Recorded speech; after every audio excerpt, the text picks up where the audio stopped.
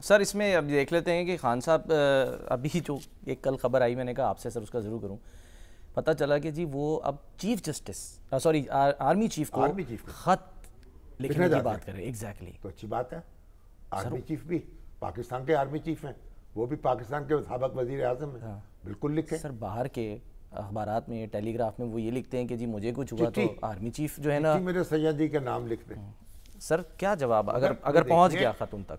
इमरान खान साहब को भी गौर करना चाहिए, कुछ तलवन जो है उसको कम करना चाहिए। उन्होंने मजमून लिखा है जो एक बरतानवी अखबार में, उसमें टारगेट किया है, वो अच्छी बात नहीं है, कोई इसका फायदा कुछ नहीं होगा। अब आगे बढ़ाएं मामलात को।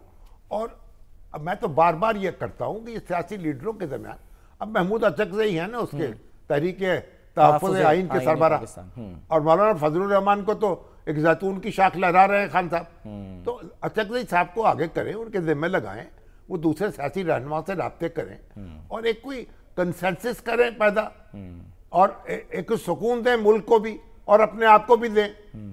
भाई ये जो लीडर हैं, पार्लियामेंट को हक हासिल है ना, दस्तूर में तरमीम कर दे, पार्लियामेंट को हक हासिल है कि कानून बना दे। बिल्कुल।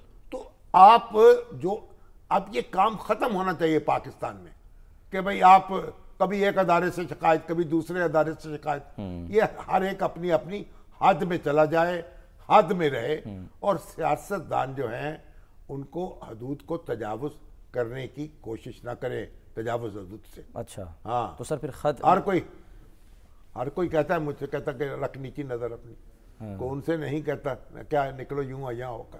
ये भी तो है ना सर। एक सवाल है गालिब का शेर में कि जी ये जो खत लिखने की बात हो रही है, कासिद के आते आते खत एक और लिख रखूं, मैं जानता हूं वो क्या लिखेंगे जवाब में। ओहो, कोई बात नहीं, लिखें। आप गालिब का शेर याद आगे आज चलो पढ़ दिया आपने, लेकिन ये जरा मामला ये है कि खत जो है लिखें, मोहब्बत से लिखें और रास्ता निकालें और एक वकार के साथ लिखें तो अच्छी बात है। अगर कोई शिकायत है तो वो भी कर दें।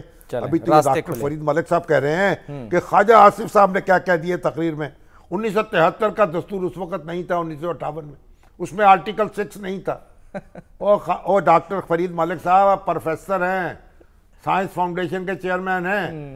तो जब 58 का जो ब्रेक लेनी है सर मैंने, जो उस वक्त ताजीरात पाकिस्तान में दफा 124 अलफ मौजूद थी, हुकूमत का तख्ता उलटने की सजा मौजूद थी कि नहीं मौजूद थी? क्या आपको उसके दस्तूर की आर्टिकल 6 याद आ रहा है? दफा 124 अलफ याद नहीं आ रही?